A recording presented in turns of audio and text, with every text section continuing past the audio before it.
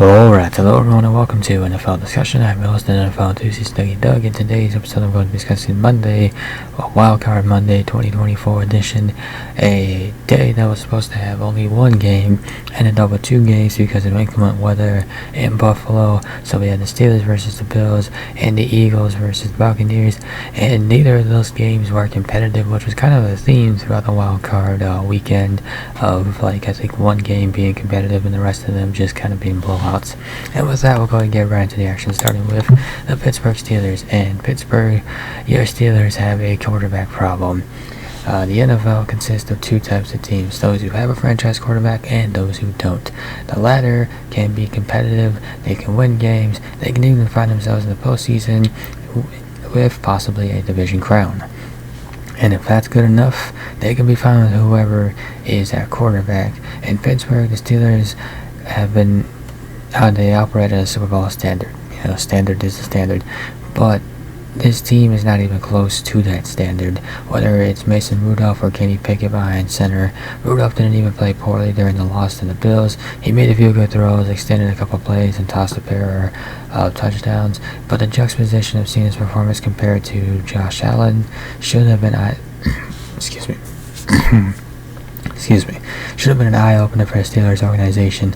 More than ever, the NFL is a quarterback-driven league. The game has been geared toward position in almost every possible way. The likes of Tom Brady, Matthew Stafford, and Patrick Mahomes have helped lead their teams to the last 5 Super Bowl victories. Today's quarterback needs to be a creative playmaker and existential threat on every single down. The days of simply working efficiently within the offensive structure are gone. Brady was the best to ever do it, but he's retired. Today's quarterbacks are geared to extending plays, working off platform, and adding to both phases of the game.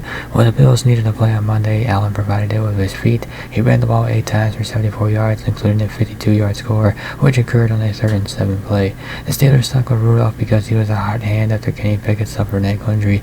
Even when Pickett was clear, Mike Tomlin decided to stick with Rudolph as he helped the offense more of his aggressive nature.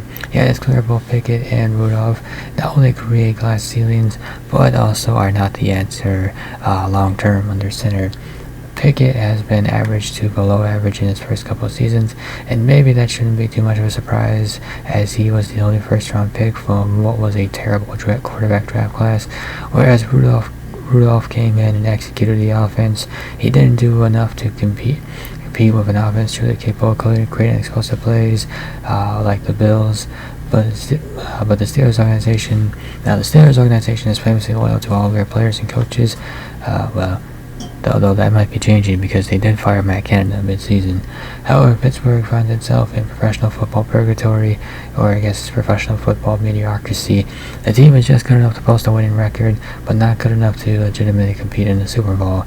Unfortunately, that status places them towards the back end of the first round, which makes it hard to draft a top quarterback prospect unless they are willing to make a huge trade, or make not a huge trade, but definitely make a trade up. That really hasn't been the Steelers' MO, but it might have to be their MO. Now, interesting enough, Mike Tomlin did walk off in his presser, and honestly, I'm surprised more coaches or players don't do that. I've never understood why the losing coach and the losing quarterback have to speak to the media. Save that for another day. Don't just put them on the spot while they're still processing the emotions of losing a game, especially a playoff game on the road with how the team lost.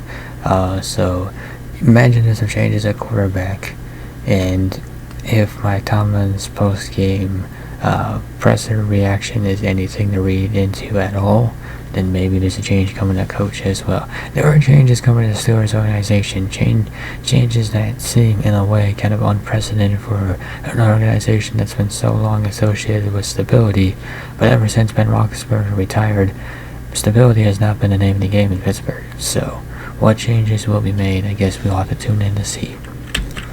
Buffalo Bills.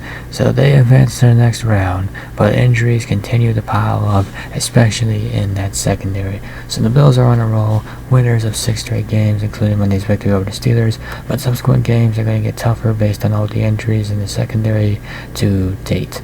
It started in Week 4 with Tre'Davious White.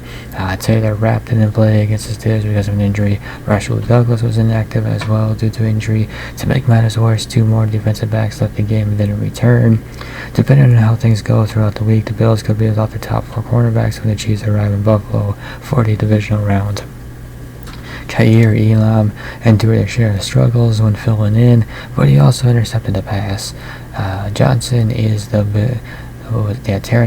the Bills' primary slot defender. He went down with an injury, and if he's not available, that could be difficult spot to fill. Cam Lewis attempted to fill that spot and ended up giving up a touchdown. While Buffalo is worried about getting healthy along their backline, the Chiefs' passing game is growing with each passing week. Patrick Mahomes now has a strong rapport with rookie wide receiver Rashid Rice, who contributed 405 receiving yards in his last 4 appearances, including 127 or more yards during the last 2. Travis Kelce, meanwhile, is who he always is. Josh Allen and the Bills' offense are difficult to defend themselves, but Buffalo may not be able to handle the Chiefs' evolved passing attack because of a thin back line. Another shootout could be forthcoming, which is exciting for the fans. I don't know if the Bills are that excited about a shootout with the Chiefs, because the last time that happened, it didn't go well for them. Now, granted, the Bills versus Chiefs is becoming a pretty good rivalry in the AFC. These games are known to be competitive, and they also have shootout potential. And it's not exactly a lopsided rivalry either, too. So, it should be a fun divisional round game. And also, it's different this time around because now Patrick Mahomes is the one going on the road instead of Josh Allen and the Bills. Philadelphia Eagles. So a big question for the Eagles is, will Nick Sirianni continue as the head coach? As Sirianni could be the latest person to find out how fast life comes as a person. Less than a year after the Eagles played in the Super Bowl, legitimate questions are being raised about Sirianni's job security because Philadelphia limped its way to 6 losses in the team's last 7 contests, including Monday's loss to the Buccaneers. Considering how poorly his team played down the stretch, lackluster effort throughout the roster, and a chunk of veteran leadership likely leaving the roster, Sirianni doesn't have the strongest argument as to why the owner, Jeff Lewis, should retain his services. This is a team that quietly switched defensive play callers mid-season and didn't get any better with the unit's effort or overall performance. Missed tackles were a huge problem Monday night. Baker Mayfield and company dialed up 456 yards and scored on 6 to 9 offensive drives, not including when the group tried to run out the clock late in the 4th quarter. Now, prior to Monday's contest, Fox Sports' Jay Glazer reported that Sirianni wasn't on the hot seat in return even if the Eagles lost, and to his credit, the Eagles at 34-17 during the regular season. This season, he's had to overcome the loss of both offensive and defensive coordinators, and a slight downturn could be seen as a result. The biggest concern is the team has fallen further apart from this point. Veterans like Jason Kelce, Brandon Graham, and Fletcher Cox may not return, although I did see that Brandon Graham is preparing for 1 more year in Philadelphia. Lane Johnson, Darius Slay, and James Bradbury aren't getting any younger either. And considering how well the Eagles have done since Sirianni took over, he has earned another season, but he needs to get everyone back on the same page, starting with Jalen Hurts. And if that means more changes among his coordinators, so be it. Do what you gotta do. So do I think Sirianni's gonna go? No, I don't think he's gonna go. I understand the question, but I don't think it's a fair question to ask. I wouldn't quite put it on him.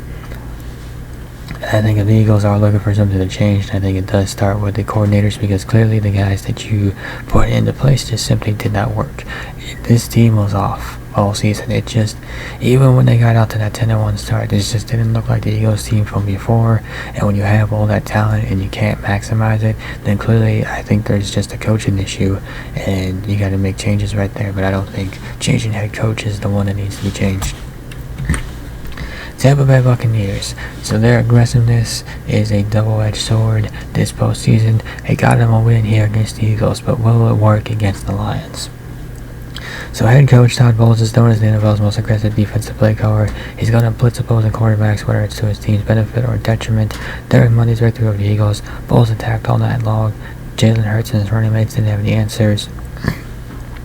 The Buccaneers accumulated 3 sacks and 6 more quarterback hits. Those numbers aren't overly impressive, unless you consider Philadelphia's outstanding offensive line and how Tampa Bay's defense overwhelmed a rock-solid group and continually attacked all the ancillary blocking pieces. Philadelphia didn't convert a single 3rd and 4th down attempt in 11 tries. Bowles provided a masterful performance with how he called the game, which allowed the Buccaneers to move into the divisional round of the postseason. That same aggressiveness can easily turn into a weakness against Tampa Bay's next opponent, the Detroit Lions. When these teams first met, Jared Goff shredded Tampa's defense for 253 yards. Allen St. Brown snagged 12 passes for 124 yards. The last point is particularly important. The Eagles didn't have an answer for the Buccaneers selling out to create pressure because of A.J. Brown's injury. Aside from one deep connection with Devontae Smith, the Eagles lacked playmaking ability on the outside. St. Brown is a lead target who will be joined by other receivers like Jameson Williams and Josh Reynolds, and tight end Sam Laporta, all of whom are playing better now than they were in Week 6. Goff has been particularly good against pressure packages this season. Going into the postseason, the 2016 #1 overall draft pick threw for more yards than against the blitz than any other quarterback, according to Next Gen Stats. Furthermore, the upcoming meeting is in Detroit, where it'll be easier for the home offense to identify and communicate defensive looks. In turn, Bowles must pick a spot. A constant barrage of pressure isn't going to work like it did against the Eagles, and Tampa Bay plans to go on the road and beat the biggest winner from Wildcard Weekend. The coach's aggressive nature must be dialed back a bit. He could still blitz, but he must do so when the looks and situation favor the Buccaneers. Otherwise, Sunday could be a long day at the office. And with that, will conclude this episode of NFL Discussion. If you enjoyed this episode, be sure to hit that like and subscribe button down below.